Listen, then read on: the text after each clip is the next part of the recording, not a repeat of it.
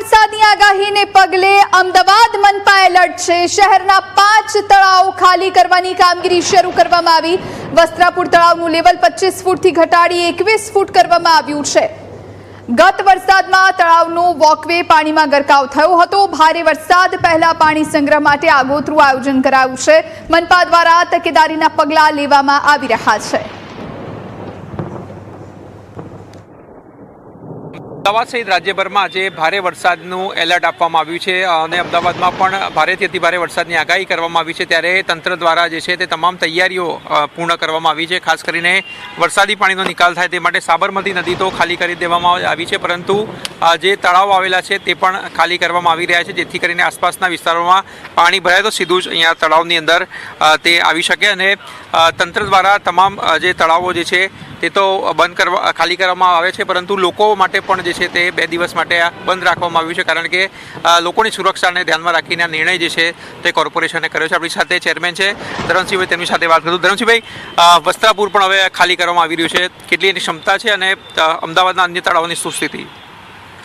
અત્યારે જે પ્રમાણે ગુજરાત રાજ્ય ઉપર વરસાદની આગાહી જે હમણાં સૂચના આપવામાં આવી છે એના લીધે થઈને અમદાવાદના અંદર જે આ ભારે વરસાદ થવાનું અથવા ગુજરાતમાં પડવાની એની પૂર્વ તૈયારીના અંદર વસ્ત્રાપુર લેક અને એ સિવાય અમદાવાદના જે લેકો છે એ લેકોના અંદરથી પાણી ખાલી કરી અત્યારે નદીના અંદર જાય એ પ્રમાણે પ્રયત્ન કર્યો છે કે ફરીથી વરસાદ આવે તો પાણી એના જ પાણી ફરીથી તળાવમાં ભરવાની ક્ષમતા રહે એના માટેનું અત્યારે વસ્ત્રાપુર તળાવના અંદર ટોટલ એની ક્ષમતા કરતાં અત્યારે 5 ફૂટ પાણી ઓછું કરવામાં આવ્યું છે અને એ પ્રમાણે અહીંયા મહિલા તળાવ છે, આંબલી તળાવ છે, RMS તળાવ તો અત્યારે ગઈ વખતના લીધે ખાલી છે, એટલે એની ક્ષમતા અત્યારે પાણી આવે તો ઘણી રહેશે એવું છે। એટલે પ્રમાણે આ વિસ્તારોના અંદરથી વધુ તકલીફ ના પડે એના માટેની આ પૂર્વ તૈયારીઓ છે।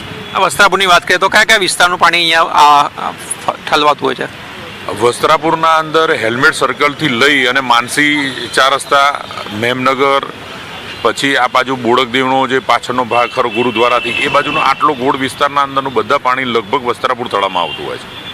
તો ધરમસિંહભાઈ જે જણાવી રહ્યા છે કે તમામ તળાવો જે છે તે હાલ ખાલી કરવામાં આવી રહ્યા છે અને જેનું પણ વધારે અહીંયા પાણી છે તેનું લેવલ જે છે ઓછું કરવામાં આવી રહ્યું છે, જેથી કરીને આસપાસના વિસ્તારમાં પાણી ભરાય તો સીધું જ અહીંયા તેને ખાલી કરી શકાય।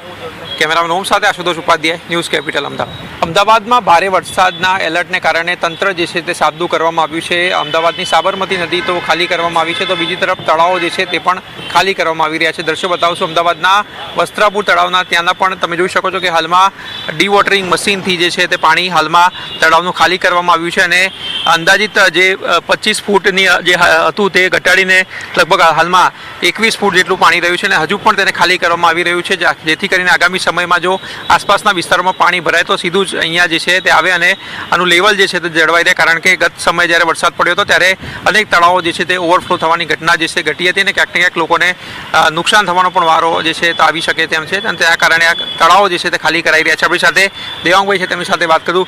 સરજી, કેવો નિર્ણય અને કયા પ્રકારની અગમચેતીની આપણે કોર્પોરેશન લીધી છે આ વખતે? માન્ય આપણે વાત કરવામાં આવે તો અમદાવાદ મહાનગર દ્વારા જે પણ તળાવો આવેલા છે એ 2 દિવસ માટે બંધ કરવામાં આવ્યા છે। વસ્ત્રાપુર લેકની 3 કિલોમીટરની એરિયાની અંદર સ્ટ્રોમ વોટર લાઇન દ્વારા હેલ્મેટ સર્કલ હોય, NFD સર્કલ હોય, માનસી સર્કલ હોય, આ સમગ્ર વિસ્તારનું પાણી જ્યારે 25-26 તારીખે ભારે વરસાદ પડ્યો ત્યારે આ પાણી વસ્ત્રાપુર લેકમાં આવ્યું હતું। પરિણામે હાલ પક્ષીઓ, માછલીઓ, એક્વેટિક એ આ લેકની અંદર આપણને જોવા મળે છે, પરંતુ બપોર પછી રાજ્ય સરકાર દ્વારા જ્યારે રેડ એલર્ટ જાહેર કરવામાં આવ્યું છે ત્યારે ફરીથી આપણે કોઈ જાનમાલને નુકસાન ના થાય, ભોયરામાં પાણી ન ભરાય એ માટે આ લેકની જે હાઇટ 25 ફૂટ જેટલી હતી એ હાલ સબમર્સિબલ પંપ દ્વારા, ફાઇટર દ્વારા, ડીવોટરિંગ પંપ દ્વારા 21 ફૂટ જેટલી લાવવામાં આવી છે, જે હાલ સાબરમતી નદીમાં જઈ રહ્યું છે। સાબરમતી નદી પણ સંપૂર્ણ ખાલીખમ છે। પરિણામે બપોર પછી જો વરસાદ થાય તો રોડ ઉપરનું જે પાણી હોય એ સહેલાઈથી આ વસ્ત્રાપુર લેકમાં આવી શકે, વાહન વ્યવહાર ચાલુ રહે અને પરિણામે કોઈની જાનહાનિ થાય નહીં એ માટેનું આગોતરું આયોજન આ વખતે એડવાન્સમાં કરવામાં આવ્યું છે। કોર્પોરેશને તમામ તળાવો જે છે તે આમ પબ્લિક માટે બંધ રાખ્યા છે, પણ આપણે શું તમને સૂચન કરશું અમદાવાદ શહેરીજોને જેથી કરીને તેઓ પણ ઘરની બહાર ન નીકળે આ પ્રકારના સમયમાં?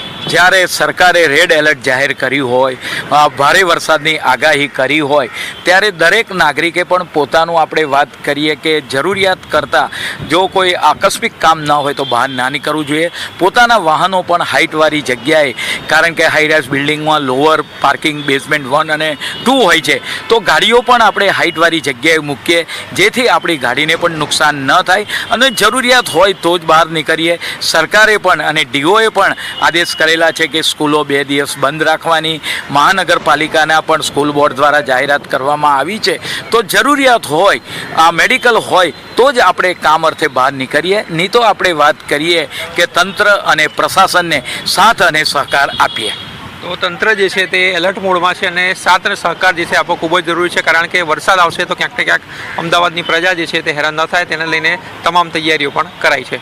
કેમેરામેન ઓમ સાથે આશુતોષ ઉપાધ્યાય, ન્યૂઝ કેપિટલ અમદાવાદ.